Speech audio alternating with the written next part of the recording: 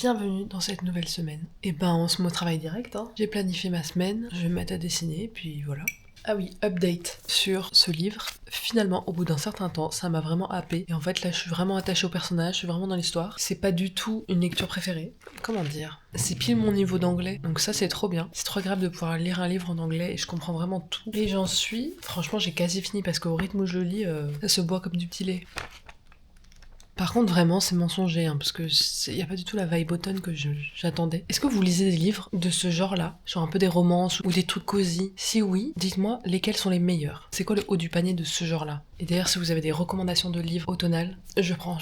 Donnez-moi. Bientôt, je vais vous faire ma... Ah bah, ce serait cool que dans cette vidéo, je fasse ma pile à lire d'automne. Ok, qu'est-ce qu'on va écouter?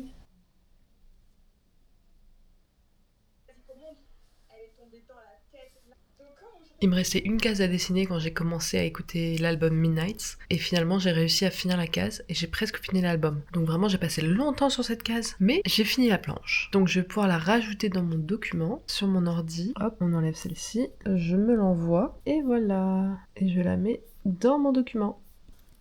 Voilà. C'est une page finie en ce lundi.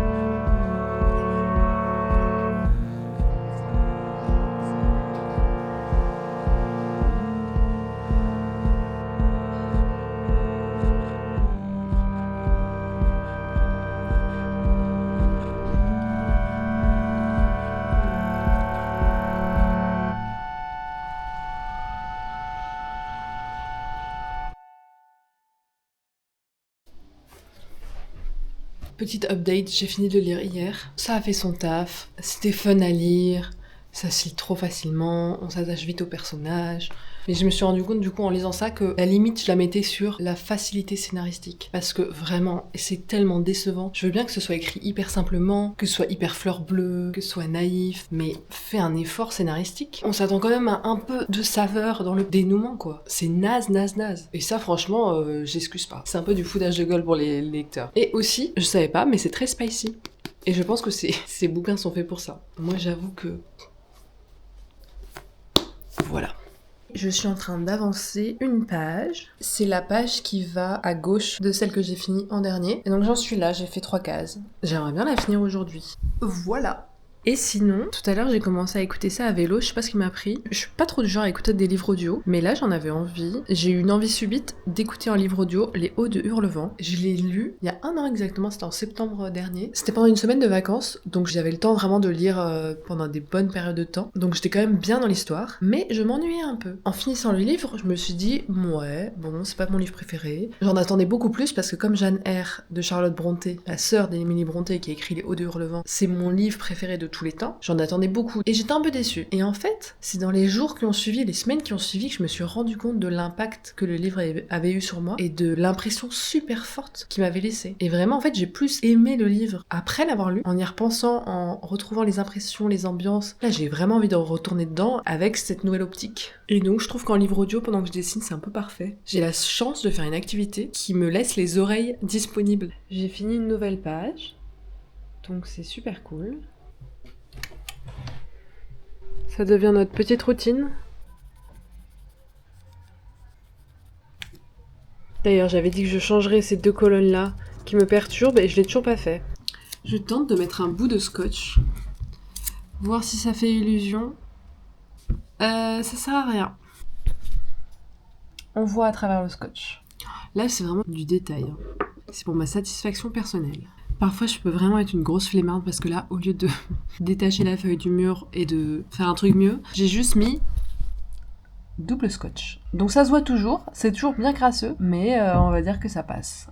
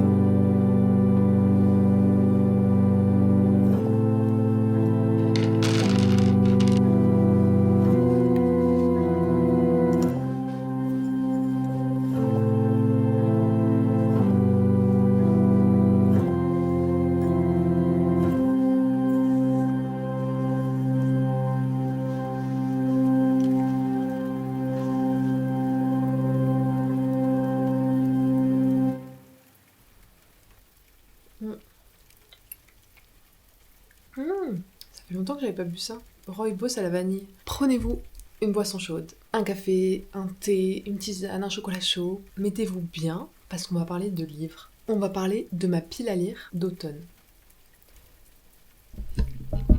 Ça va bien avec les hauts de Hurlevent que je disais tout à l'heure. Je sais pas si on voit à travers la fenêtre, mais il y a beaucoup de vent. Mais j'adore parce qu'il pleut et tout, c'est tout cocon. Ma pile à lire, c'est tout ce que j'ai envie de lire pour cet automne. C'est pas une liste raisonnable, c'est vraiment toutes mes envies. Et je vais certainement pas tout lire. Donc il y en a beaucoup que j'ai chez moi, et il y en a que j'ai envie de m'acheter. Je me suis fait une petite liste sur mon agenda. Là j'ai une petite pile à côté de moi.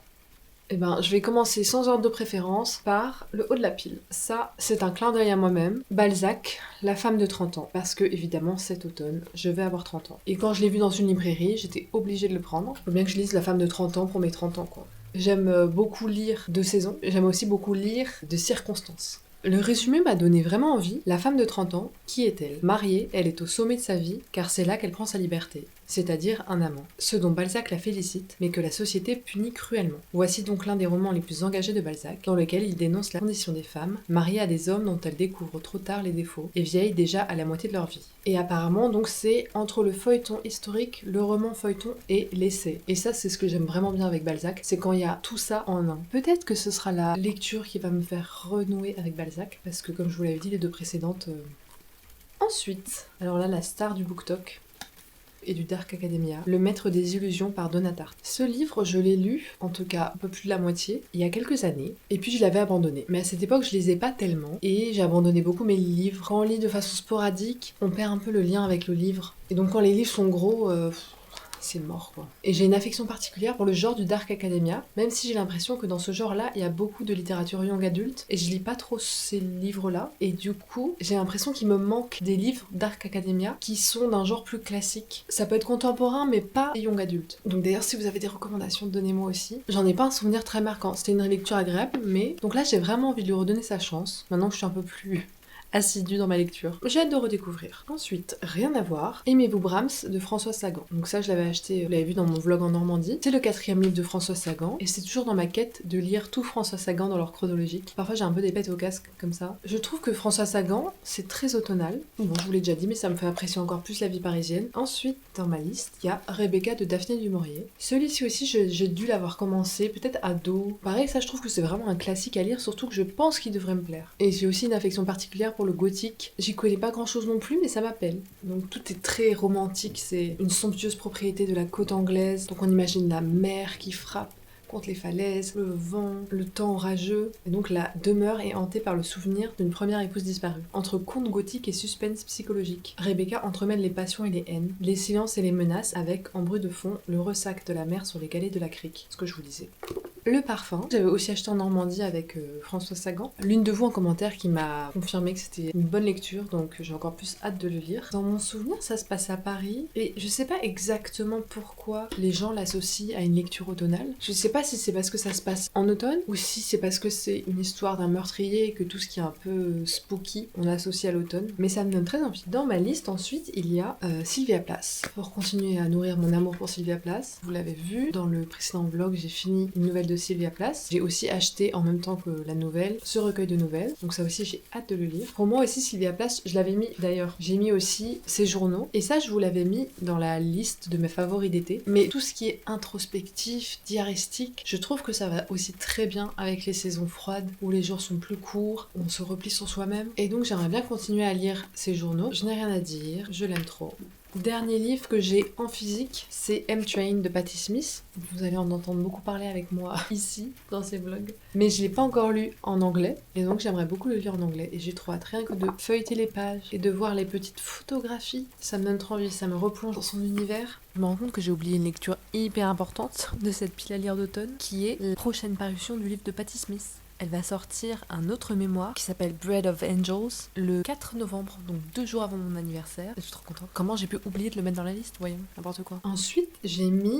Donc dans ceux que je n'ai pas encore et que j'aimerais lire, il y a Twilight 2. Je sais même plus comment il s'appelle, Twilight 2. J'ai lu le premier cette année, en anglais, parce que je tombais par hasard dessus chez Emmaüs. Et c'était une belle surprise parce qu'en fait, j'y pensais les jours qui ont précédé. Quand je l'ai vu en anglais, je me suis dit, bah vas-y, pourquoi pas le lire en anglais. Quand j'ai fini Twilight, je me suis dit, bon...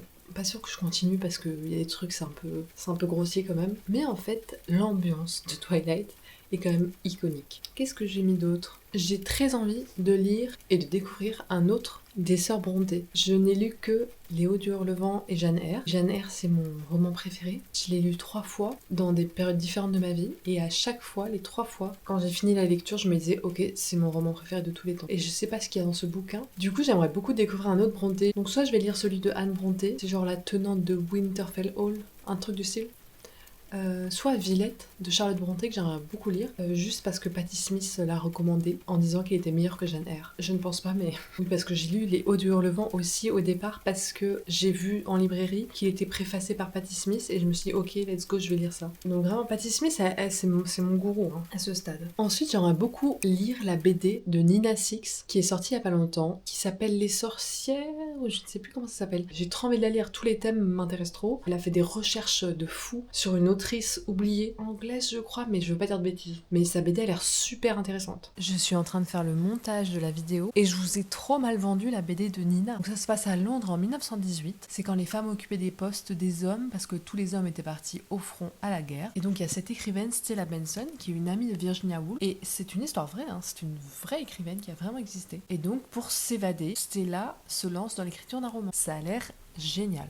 Ensuite, j'aimerais bien lire un livre qui me donne bien envie, c'est Discovery of Witches. Et c'est un livre que j'aimerais bien lire en anglais aussi. Parce qu'en fait, j'ai commencé, déjà ça fait plusieurs fois que j'en entends parler, mais j'ai commencé la série sur Netflix. Le personnage principal, c'est une historienne qui travaille à Oxford et qui en fait est une sorcière. Et en fait, elle découvre un manuscrit dans la bibliothèque et elle déclenche un truc. Et il y a des histoires de démons, de vampires, de sorcières. Et la série Netflix est franchement naze. Il n'y a pas assez de budget. Et l'esthétique est trop lisse, trop Netflix. Et c'est vraiment dommage. Et du coup, je me suis dit, mais tous les thèmes là, ça me donne trop envie. Donc, je veux peut-être le lire en anglais. Et pour finir, j'ai grave envie de lire le dernier Salironi que je n'ai pas encore lu, Intermezzo. Et j'espérais qu'il arrive en poche pour la rentrée littéraire de cet automne. Mais je crois pas. Faudrait que je demande à un libraire ou une libraire. Voilà, ça m'a fait trop plaisir de partager mes lectures. J'espère que c'était pas trop long. J'aimerais bien votre retour sur ça parce que moi j'adore regarder des vidéos longues. Vraiment, c'est mes vidéos préférées sur internet, c'est les vidéos de 50 minutes de gens que j'aime. Mais c'est pas le cas de tout le monde. Donc dites-moi, c'est quoi votre mood YouTube? Enfin, d'ailleurs, j'ai plusieurs moods aussi. Parfois, j'aime bien regarder des filles qui posent des trucs de 20 minutes. Voilà, je sais que ce sera pas pour tout le monde un truc un peu plus posé où je parle beaucoup. Voilà. Et dites-moi vos lectures d'automne aussi. J'ai trop de choses à vous demander là. Vous allez être... Mais en fait, ça m'intéresse trop.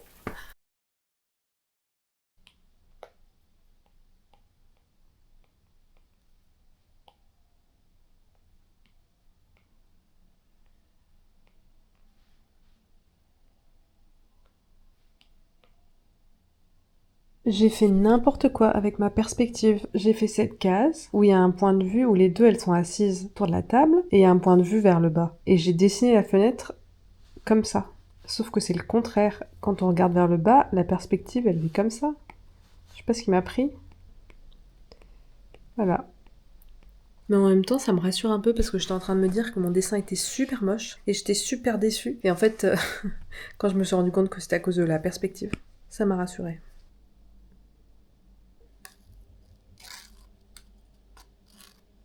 J'adore ce bruit.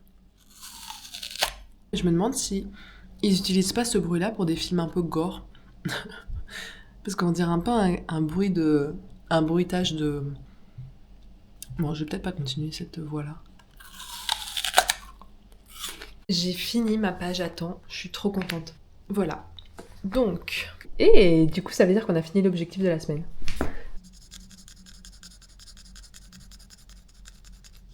Je fuis le métro comme la peste, donc voici mon outfit pour prendre le vélo quand il pleut.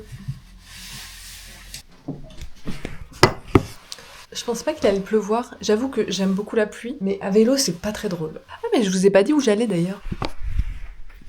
Je vous pose ici. Je vais aller à la librairie Shakespeare & Co avec ma copine Vanda. Coucou Vanda, si tu passes par là. Donc on va à la librairie Shakespeare & Co, c'est elle qui m'a proposé, pour aller voir une lecture. Et j'avoue, je sais même plus qui on va voir. En fait, dans cette librairie et dans beaucoup d'autres, ils invitent des auteurs et des autrices à venir présenter leur dernier livre, à faire une lecture. Et je pense qu'il y a une partie de questions-réponses. Donc on va faire ça. Je trouve ça trop cool.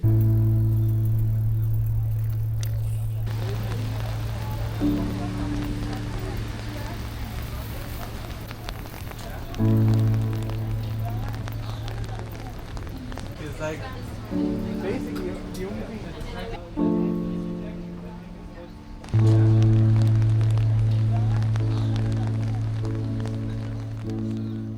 To some degree it was, owing to the restrictions that granted only sleeper car passengers access. These night owls were poring over notes for morning meetings, their suit jackets hung by their sides. Most were on Glengarioch whiskey, its hue like honey under the light of little lamps. Fittingly, a number of passengers were travelling up for a green energy conference, and I realised that the rooms were mostly taken up for corporate use.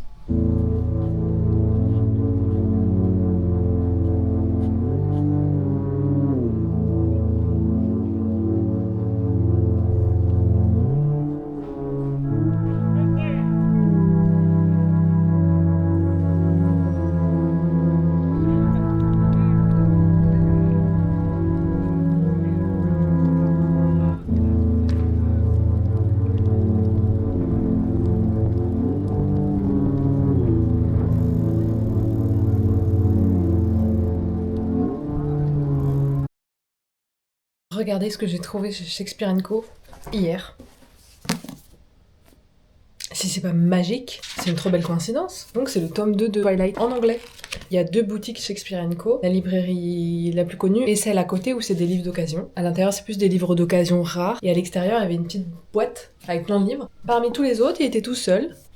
Lui. En plus, j'adore parce qu'ils mettent le tampon Shakespeare & Co. Je m'attendais pas à être aussi excitée à l'idée de lire ce livre. Et c'est marrant parce que le premier, quand je l'ai lu, je trouvais l'écriture vraiment moyenne. Mais après avoir lu le Cinnamon Rolls machin d'automne, là, qui est vraiment un level en dessous en termes de simplicité, maintenant je relis ça et je suis en mode ok, ça va en fait. Comme quoi, on ajuste vraiment ses papilles en lisant vraiment plein de genres différents. Et c'est rigolo aussi parce que le premier, j'étais tombée dessus chez Emmaüs, aussi quelques jours après avoir pensé que j'aimerais bien le lire. Genre juste, il y avait juste le tome 1, et là je veux le tome 2 et je tombe dessus. Il y avait juste le tome 2, c'est parfait. Sans le chercher, j'adore. C'était trop bien cet événement. J'avais grave l'impression d'être dans un film ou dans une série qui se passe à Paris. Et c'était hyper intéressant parce que déjà j'ai découvert l'autrice. Je vais supposer que c'est Monisha Rajesh. Donc je l'ai découverte hier. Et moi qui adore les trains, en fait, elle travaille principalement à propos des trains. Je crois qu'elle a écrit 3 livres sur les trains. Et là, son dernier dont elle a lu un extrait hier soir, c'est un livre sur les trains de nuit. J'ai cru comprendre que c'était des livres entre le carnet de voyage, documentaire et le journal de bord. Bah, je suis trop contente quoi, c'était trop cool. Merci Vanda pour cette idée, c'était génial. Regardez comme c'est joli! Je vais me mettre là pour finir la vidéo. Je vous souhaite de passer une belle semaine. Et on se revoit dimanche prochain pour un autre vlog. Voilà, n'oubliez pas de me faire vos recos de livres d'automne SVP. Bye!